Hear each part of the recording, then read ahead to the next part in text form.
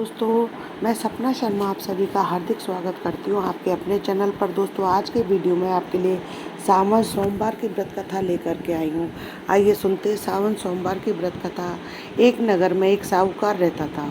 उसके घर में जो किसी भी चीज़ की कमी नहीं थी, परंतु वह पुत्र न होने के कारण बहुत दुखी था।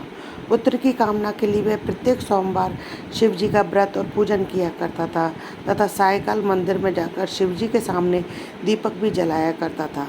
उसके इस भक्ति को देखकर एक समय माता पार्वती जी ने शिव जी से कहा, प्रभु, यह साहूकार आपका अनन्य भक्त है, बड़ी श्रद्धा से आपका व्रत और पूजन करता है। आपको इसकी मनोकामना जो है पूर्ण अवश्य करनी चाहिए। तब यदि आप ऐसा नहीं करोगे तो यह मनुष्य आपका पूजन और व्रत क्यों करेंगे। माता पार्वती का ऐसा आग्रह देखकर शिव जी पार्वती जी से कहने लगे, हे पार्वती जी, इसके भाग्य में पुत्र न होने पर भी मैं इसको पुत्र की प्राप्ति का वर देता हूँ, परंतु वह 12 वर्ष तक ही जीवित रहेगा। माता पार्वती और भगवान शिव का यह वार्तालाप जो है साहूकार सुन रहा था।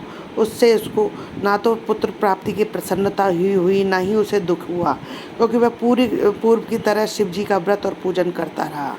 कुछ समय बाद साहूकार के घर में अति सुंदर पुत्र हुआ। साहूकार के घर में बहुत खुशी मनाई गई।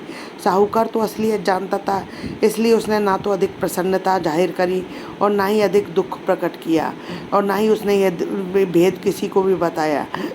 साहूकार का बालक 11 वर्ष का हो गया तो उसकी माता ने साहूकार से कहा कि इसका विवाह करने के लिए कहा। साहूकार उसके लिए राजी नहीं हुआ। उसको पता था, क्योंकि उसके बेटा जो है अल्पायु है। उसने बालक को मामा के साथ बुला करके बहुत सा धन देकर कहा कि तुम बालक को पढ़ने के लिए काशी ले जाओ, रास्ते में यज्ञ आदि शुभ कर्म करते हुए जाओ, मंदिरों में दान पुण्य करते हुए तुम रास्ते में जाना।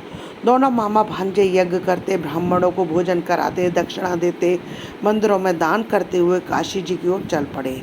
रास्ते में एक शहर पड़ा। उस शहर में राजा की कन्या का विवाह था, परंतु जो राजकुमार विवाह कराने के लिए आया था वह एक आंख से काना था। उसके पिता को इस बात की बड़ी चिंता थी कि कहीं राजकुमार को देखकर राजकुमारी उसके माता पिता विवाह में किसी प्रकार की अड़चन पैदा ना कर दें। जब उसने सेठ के अति सुंदर लड़के को देखा तो उसके मन में विचार आया, क्यों ना द्वाराचार के समय इस लड़के से वर का काम कराया जाए। ऐसा मन में विचार करके साहूकार के पिता ने उस लड़के और उसके मामा से बात की। वे दोनों राजी हो गए। फिर साहूकार के लड़के को वर के कपड़े पहनाकर घोड़ी पर बैठाकर कन्या के द्वार पर ले गए। सभी कार्य बिना किसी विघ्न के पूर्ण हो गए।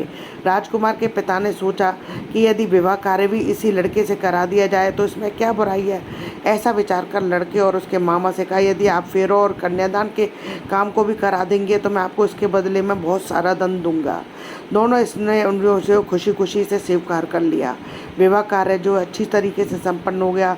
सेठ का पुत्र जिस समय जाने लगा तो उसने राजकुमारी की चूंदड़ी के पल्ले पर लिख दिया कि तेरा विवाह मेरे साथ हुआ, परंतु जिस प्रकार राजकुमार के साथ तुमको भेजेंगे वह एक आंख से काना है। मैं काशी जी पढ़ने जा रहा हूँ। सेठ के लड़के के जाने के पश्चात राजकुमारी ने जब अपनी ऐसा लिखा हुआ पाया तो उसने अपने पिता को सारी बात बताने के बाद काने राजकुमार के साथ जाने से मना कर दिया। राजकुमारी के माता पिता ने अपने कन्या को विदा नहीं किया और बारात वापस चली गई। इधर सेठ का लड़का और उसका मामा काशी पहुंच गए। वहां जाकर उन्होंने यज्ञ करना, लड़के ने पढ़ना शुरू कर दिया। जब लड़के की आयु 12 साल की हो गई तो उस दिन उन्होंने यज्ञ रचा था। लड़के की तबीयत खराब हुई। वह अंदर जाकर लेटा, उसके प्राण निकल गए। जब उसके मामा ने आकर देखा कि उसका भांजा जो है मरा हुआ पड़ा है तो उसको बड़ा दुख हुआ। उसने सोचा कि अगर मैं किसी भी प्रकार का अगर पीट ना कर दूँगा, मचा दूंगा तो यज्ञ का कार्य जो है वो अधूरा रह जाएगा। अतः उसने जल्दी से यज्ञ का कार्य समाप्त करवाकर ब्राह्मणों को जाने के बाद रोना पीटना शुरू कर दिया। संयोगवश उसी समय शिव पार्वती उधर से जा रहे थे। रोने और विलाप करने की आवाज़ सुनकर वे वहाँ पहुँच गए। उन्होंने पाया कि वहाँ एक लड़का मृत पड़ा है।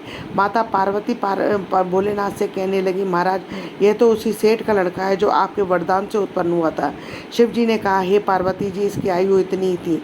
तब पार्वती जी ने कहा, हे प्रभु, इस बालक को और आयु दे दो, नहीं तो इसके माता पिता तड़प कर मर जाएंगे। माता पार्वती के बार बार आग्रह करने पर भगवान भोलेनाथ ने उसको जीवन का वरदान दे दिया। शिव जी की कृपा से उसका लड़का जीवित हो गया। शिव जी और पार्वती जी कैलाश पर्वत चले गए। शिक्षा पूर्ण होने पर वह लड़का और उसका उसी प्रकार यज्ञ आदि शुभ कर्म करते अपने घर की ओर चल पड़े। रास्ते में उसी शहर में आए जहाँ की राजकुमारी से लड़की का विवाह हुआ था। वहाँ आकर उन्होंने यज्ञ आरंभ कर दिया।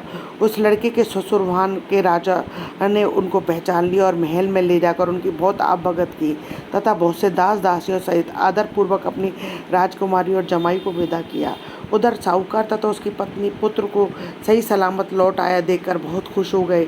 जो कोई भी सोमवार के इस व्रत की कथा को सुनता है, सुनाता है, उसकी समस्त मनोकामनाएं पूरी होती है। साथ ही वह नाना प्रकार के सुखों को भोग करके भगवान शिव के लोक को प्राप्त होता है। दोस्तों, यदि आपको मेरी ये कथा पसंद आए तो प्लीज़ मेरे वीडियो को ज़्यादा से ज़्यादा लाइक और शेयर कीजिए।